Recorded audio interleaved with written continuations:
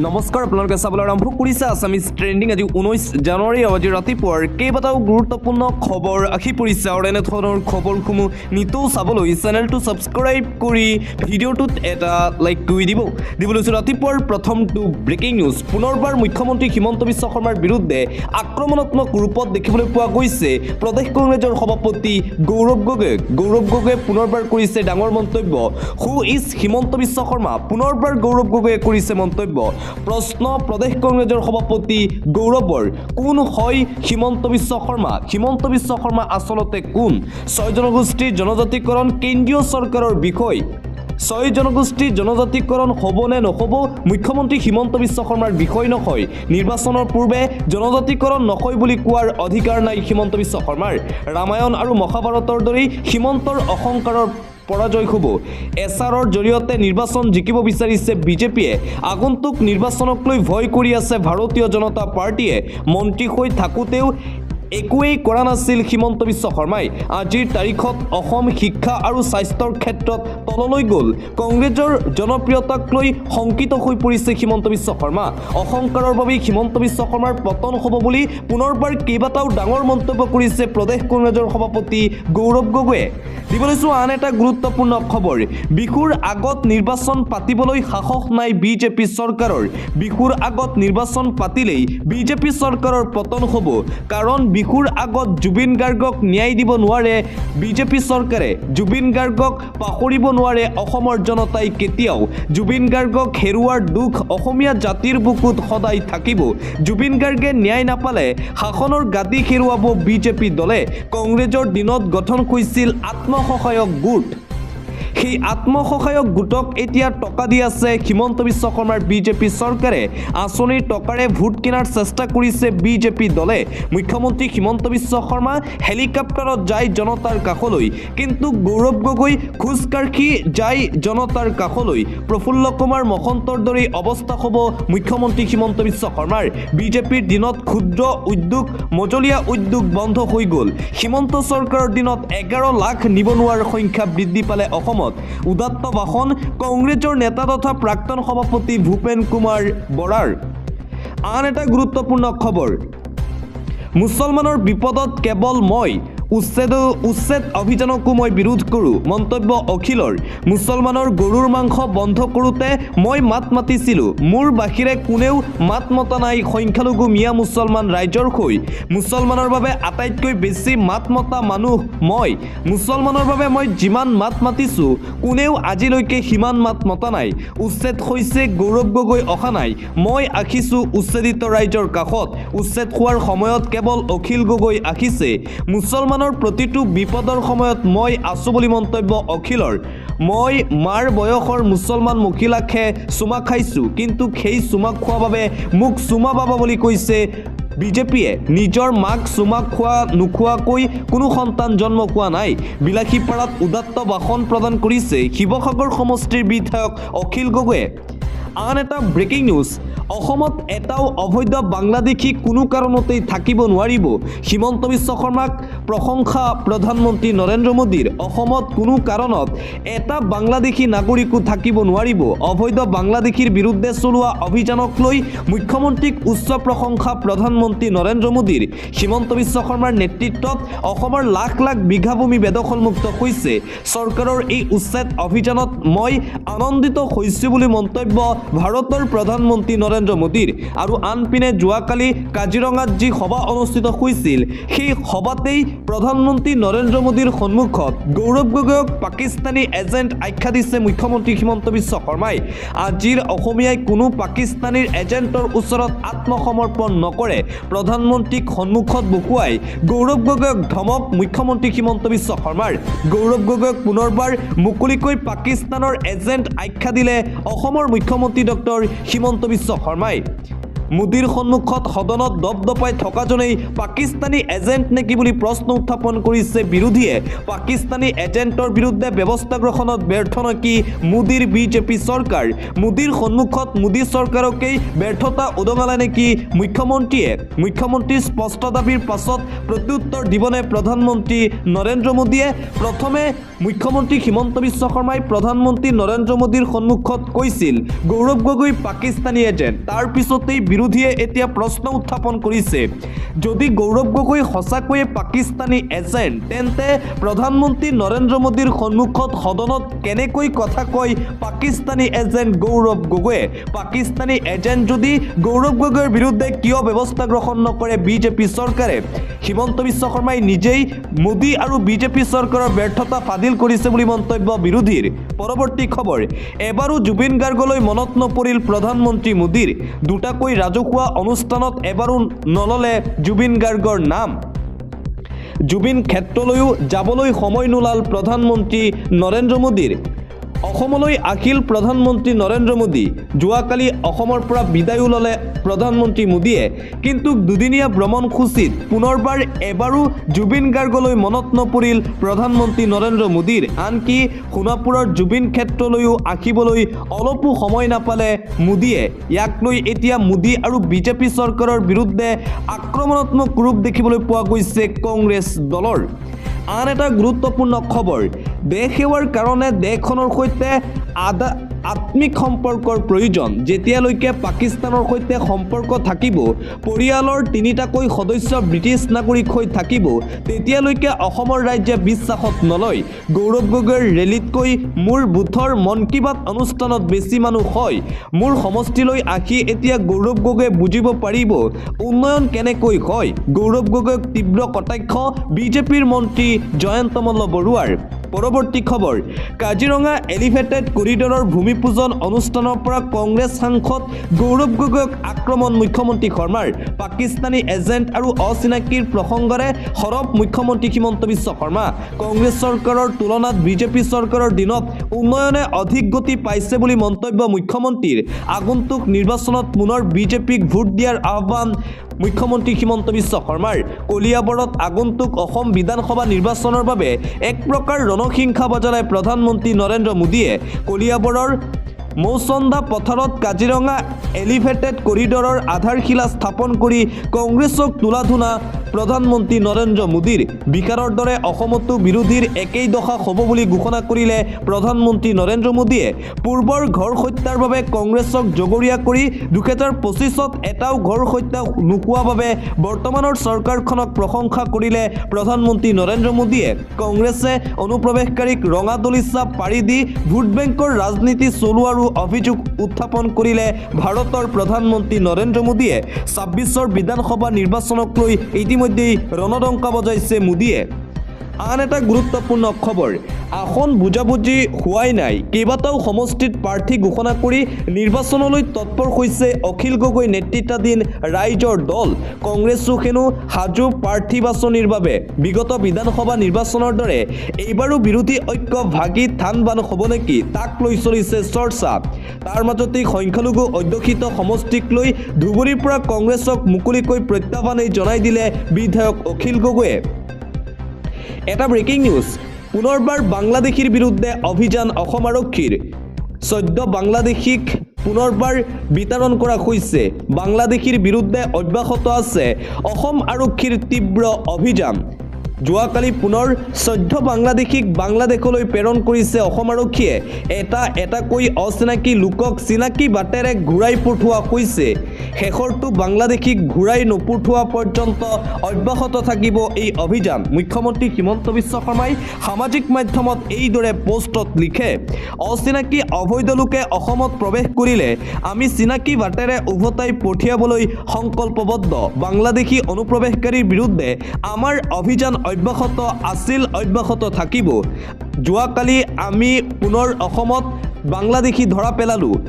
আমি অসমত সমস্যাৰ সৃষ্টি কৰা 14জন অনুপ্ৰৱেশকাৰীক চিনাক্ত কৰি অসমৰ পৰা উভতাই পঠালোঁ। এখন সুৰক্ষিত অসমৰ প্ৰতি আমি চিৰ দায়বদ্ধ, এইদৰে মন্তব্য কৰে মুখ্যমন্ত্ৰীয়ে। আন এটা গুৰুত্বপূৰ্ণ খবৰ AIUDF আৰু মৌলানা বদৰুদ্দিন আজমললৈ স্পষ্ট বাৰ্তা প্ৰেৰণ কৰিছে গৌৰৱ গগৈয়ে কংগ্ৰেছ AIUDFৰ মিত্ৰতাক লৈ এটা ডাঙৰ খবৰ ডাঙৰ ঘোষণা কৰিছে APCCৰ সভাপতি গৌৰৱ গগৈয়ে কংগ্ৰেছ AIUDFৰ মিত্ৰতাক লৈ কংগ্ৰেছ AIUDFৰ মাজত কেতিয়াও নহয় মিত্ৰতা হ'ব বুলি ভুল ধাৰণা লৈছে মৌলানা বদৰুদ্দিন আজমলে যিমান হেঁচা দিলেও মিত্ৰতাৰ দাবী মানি নলয় কংগ্ৰেছ দলে মিত্ৰতা নকয় বদৰুদ্দিন আজমলক স্পষ্টকৈ এই বাৰ্তা দিছে অসম প্ৰদেশ কংগ্ৰেছৰ সভাপতি গৌৰৱ গগৈয়ে কোনো কাৰণতেই ২৬ৰ বিধানসভা নিৰ্বাচনত AIUDFৰ সৈতে মিত্ৰতা নকৰে কংগ্ৰেছ দলে আনপিনে কংগ্ৰেছ দলক উভতি ধৰিছে আজমলে একাংশ কংগ্ৰেছীয়ে বিজেপিৰ বি টিম হৈ কাম কৰি আছে একাংশ কংগ্ৰেছী নেতাই বিজেপিৰ বি টিম হিচাপে কাম কৰি আছে অভিযোগ AIUDF প্ৰধান মৌলানা বদৰুদ্দিন আজমলৰ পিছে অভিযোগ থাকিলেও কংগ্ৰেছীৰ প্ৰতি এতিয়াও দৰদ আৰু মৰম আজমলৰ সেই কথা পুনৰ গম পোৱা গ'ল যোৱাকালি অৱশ্যে অখিল গগৈৰ নাম শুনিবই নোখোজে মৌলানা বদৰুদ্দিন আজমলে অখিল গগৈক পাগল আখ্যা দিছে AIUDF মুৰব্বী মৌলানা বদৰুদ্দিন আজমলে মুঠতে কংগ্ৰেছ দল আৰু ৰাইজৰ দলৰ বিৰুদ্ধে আক্ৰমণাত্মক ৰূপ দেখিবলৈ পোৱা গৈছে আজমলৰ আন এটা গুৰুত্বপূৰ্ণ খবৰ মুখ্যমন্ত্ৰী হিমন্ত বিশ্ব শৰ্মাৰ সমষ্টি জালুকবাৰীত ৰণসিংহা বজালে কংগ্ৰেছ দলে শুৱালকুছিত উপস্থিত হৈ নিৰ্বাচনী প্ৰচাৰ APCCৰ সভাপতি গৌৰৱ গগৈৰ মুখ্যমন্ত্ৰী হিমন্ত বিশ্ব শৰ্মাৰ সমষ্টিৰ পৰাই ডক্টৰ হিমন্ত বিশ্ব শৰ্মাক তীব্ৰ আক্ৰমণৰ লক্ষ্য কৰি লয় গৌৰৱ গগৈয়ে ৰাইজৰ হাতৰ পৰা শুৱালকুছিৰ থলুৱা উদ্যোগকাৰী পৰিয়ালৰ অধীনলৈ নিছে বুলি মন্তব্য গৌৰৱ গগৈৰ সমন্বয়ৰ বাৰ্তাৰে বিজেপিক পৰাজিত কৰাৰ হুংকাৰ প্ৰদান কৰিছে কংগ্ৰেছ দলে মুখ্যমন্ত্ৰী ডক্টৰ হিমন্ত বিশ্ব শৰ্মাৰ গৃহ সমষ্টি জালুকবাৰীৰ পৰাই ২৬ৰ বিধানসভা নিৰ্বাচনৰ ৰণসিংহা বজাইছে গৌৰৱ গগৈ আৰু কংগ্ৰেছ দলে এটা ভাল খবৰ এই মুহূৰ্তত আহি পৰিছে আৰক্ষীৰ নিযুক্তিক লৈ আহি গ'ল ডাঙৰ খবৰ ২৬ বছৰ বয়সলৈকে কৰিব পাৰিব এপ্লাই আৰক্ষীৰ নিযুক্তিক লৈ হিমন্ত বিশ্ব শৰ্মাই দিছে এই ডাঙৰ খবৰ এতিয়াৰে পৰা ২৬ বছৰ বয়সলৈকে কৰিব পাৰিব চাকৰিৰ বাবে এপ্লাই আবেদনৰ বাবে ন্যূনতম বয়স ১৮ বছৰ হ'ব লাগিব আৰক্ষীৰ চাকৰিত আবেদনৰ বাবেও বৃদ্ধি কৰা হ'ল ১৫ দিনৰ সময়সীমা হিমন্ত বিশ্ব শৰ্মাই আনুষ্ঠানিকভাৱে কৰিছে এই বৃহৎ ঘোষণা অন্য এটা খবৰ ধৰ্মই যেতিয়ালৈকে ভাৰতক পৰিচালিত কৰি থাকিব তেতিয়ালৈকে ভাৰত বিশ্বগুৰু হৈ থাকিব পুনৰবাৰ কেইবাটাও ডাঙৰ মন্তব্য কৰিছে RSS প্ৰধান মোহন ভাগৱতে ধৰ্মই ভাৰতক পৰিচালিত কৰালৈকে বিশ্বগুৰু হৈ থাকিব ধৰ্মই হৈছে সমগ্ৰ বিশ্ব ব্ৰহ্মাণ্ডৰ ড্ৰাইভাৰ ধৰ্মই হৈছে একমাত্ৰ শক্তি সেই শক্তিয়েই ড্ৰাইভ কৰি গ'লে আমাৰ কেতিয়াও এক্সিডেণ্ট নহয় ৰাষ্ট্ৰ ধৰ্মনিৰপেক্ষ হ'ব পাৰে কিন্তু ধৰ্ম অবিহনে কোনো মানুহেই অস্তিত্ব লাভ নকৰে ধৰ্মই ভাৰতক পৰিচালিত কৰি থাকিব লাগিবই আমি সদায় নিজৰ দায়িত্ব পালন কৰিব লাগিব সাধু সন্তক দিয়াটো আমাৰ এই কৰ্তব্য প্ৰধানমন্ত্ৰী মোদীয়েও সেইভাবে সাধু সন্তক একো নকয় আমি সংঘৰ কাম কৰি পবিত্ৰ কাম কৰি আছো বুলি মন্তব্য মোহন ভাগৱতৰ আমি একোখন বাসন হয় আমি ভগৱানৰ কাম কৰি আছো বুলি মন্তব্য RSS প্ৰধান মোহন ভাগৱতৰ পুনৰবাৰ উদাত্ত ভাষণ শুনিবলৈ পোৱা গ'ল RSS প্ৰধান মোহন ভাগৱতৰ আন এটা গুৰুত্বপূৰ্ণ খবৰ এটা জৰুৰী খবৰ 22 জানুৱাৰী হৈছে লাষ্ট ডেট ভোটাৰ তালিকাৰ উজৰ আপত্তিৰ বাবে কৰিব পাৰিব এপ্লাই এটা গুৰুত্বপূৰ্ণ খবৰ এই মুহূৰ্তত আহি পৰিছে অহা 22 জানুৱাৰী তাৰিখ হৈছে অন্তিম তাৰিখ মুখ্য নিৰ্বাচনী বিষয়াৰ কাৰ্যালয়ৰ পৰা জাননী জাৰি কৰা হৈছে 22 জানুৱাৰীৰ পূৰ্বে ভোটাৰ তালিকাক লৈ দিব পাৰিব অভিযোগ আপোনাৰ সকলো উজৰ আপত্তিৰ বাবে কৰিব পাৰিব আবেদন নাম সংশোধনীকে আদি কৰি সকলো সমস্যাৰ বাবে দিব পাৰিব অভিযোগ নতুন ভোটাৰৰ নাম অন্তৰ্ভুক্তৰ বাবে পূৰণ কৰক ফৰ্ম 6 সমান্তৰালকৈ নাম কৰ্তনৰ দৰে অভিযোগৰ বাবে ফৰ্ম 7 নাম ঠিকনা সংশোধনৰ বাবে পূৰণ কৰক ফৰ্ম 8 3 দিনৰ ভিতৰতে আপুনি কৰিব লাগিব এইসমূহ কাম মুখ্য নিৰ্বাচনী বিষয়াৰ কাৰ্যালয়ৰ ফালৰ পৰা এই নোটিছ জাৰি কৰা হৈছে যিসকলৰ লোকৰ নাম ভোটাৰ লিষ্টত এতিয়াও খেলিমেলি হৈ আছে আনকি যদি কোনো নতুন ভোটাৰ অন্তৰ্ভুক্ত কৰিব বিচাৰে বা পুৰণা ভোটাৰৰ নাম কৰ্তন কৰিব বিচাৰে তেন্তে আপুনি এই 3 দিনৰ ভিতৰত এই কামসমূহ কৰিব লাগিব কিয়নো লাষ্ট ডেট হৈছে 22 জানুৱাৰী তাৰিখ 22 জানুৱাৰী তাৰিখৰ ভিতৰত এইসমূহ উজৰ আপত্তিৰ কাম কৰিবলৈ আপুনি অভিযোগ দিব লাগিব ইতিমধ্যেই মুখ্য নিৰ্বাচনী বিষয়াৰ অফিচৰ পৰা নোটিছ জাৰি কৰা হৈছে ৰাজ্যত যিখতি চলি আছে এছাৰক লৈ অসমৰ কেইবাটাও প্ৰান্তত বিসংগতিৰ খবৰ ৰাখিছিল আৰু সেই প্ৰান্তৰ লোকসকলেও 22 জানুৱাৰী তাৰিখৰ ভিতৰত দিব পাৰিব সকলো ধৰণৰ অভিযোগ আন এটা গুৰুত্বপূৰ্ণ খবৰ ঐ দম আছে যদি ডিসি এডিসিক লৈ আহিবি যা গৰুখুটিত মিয়াৰ দাদাগিৰি দেখিবলৈ পোৱা গৈছে গৰুখুটি প্ৰকল্পত উত্তপ্ত পৰিস্থিতিৰ সৃষ্টি হয় ভয়ংকৰ দৃশ্য ইতিমধ্যেই সামাজিক মাধ্যমত ভাইৰেল হৈ পৰিছে ঐ দম আছে যদি ডিসি এডিসিক লৈ আহিবি যা গৰুখুটিত এবাৰ মিয়াৰ দাদাগিৰি দেখিবলৈ পোৱা গৈছে খিলঞ্জীয়াক অন কেমেৰা ভাবুকি প্ৰদান কৰিছে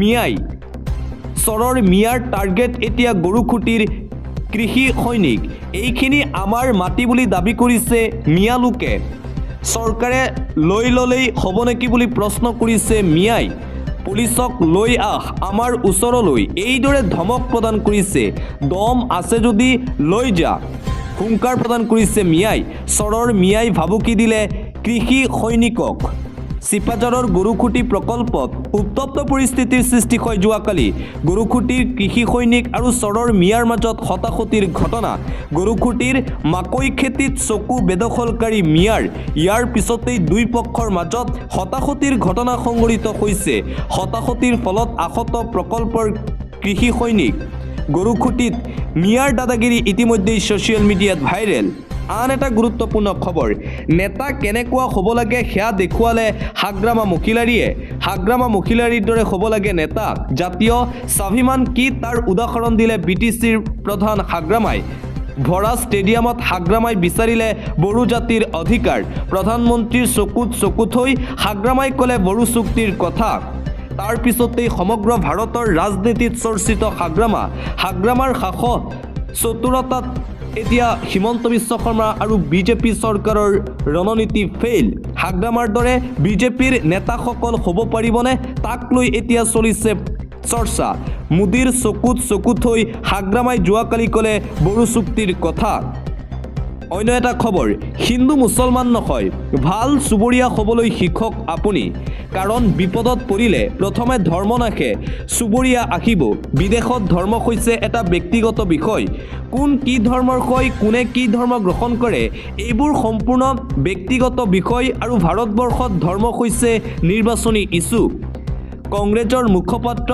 পলাক্ষী দাসৰ এই মন্তব্য পলাক্ষী দাসে কৈছে আপুনি হিন্দু হ'ব নালাগে মুছলমানো হ'ব নালাগে আপুনি প্ৰথমে ভাল চুবুৰীয়া হওক বুলি মন্তব্য কংগ্ৰেছৰ মুখপাত্ৰ পলাক্ষী দাসৰ আন এটা গুৰুত্বপূৰ্ণ খবৰ ৰাজ্যত এতিয়া এটা চৰ্চিত শব্দ হৈছে জেহাদ আৰু এই চৰ্চিত জেহাদ শব্দক লৈ মন্তব্য আজমলৰ জেহাদ এটা পবিত্ৰ শব্দ জেহাদ মানে কেতিয়াও যুদ্ধ নহয় পয়গম্বৰে প্ৰদান কৰা পবিত্ৰ শব্দ হৈছে জেহাদ এছামে জেহাদক বেয়া বুলি উপস্থাপন কৰি আছে অসমত ৰাজ্যজুৰি জেহাদক লৈ চলা তীব্ৰ বিতৰ্কৰ মাজতেই বিশেষ মন্তব্য আজমলৰ জেহাদৰ প্ৰকৃত অৰ্থ আখ্যা মৌলানা বদৰুদ্দিন আজমলৰ জেহাদ এটা অতিকৈ পবিত্ৰ শব্দ মুখ্যমন্ত্ৰী হিমন্ত বিশ্ব শৰ্মায়ো ৰেজাউল কৰিম চৰকাৰক সকিয়নি প্ৰদান কৰি কৈছিল যে শিক্ষাৰ জেহাদ বুলি নক'ব শিক্ষাৰ বিকাশ বুলি কওক জেহাদ শব্দৰ প্ৰচলন অসমত নহ'ব আৰু তাৰ পিছতেই জেহাদ শব্দক লৈ মন্তব্য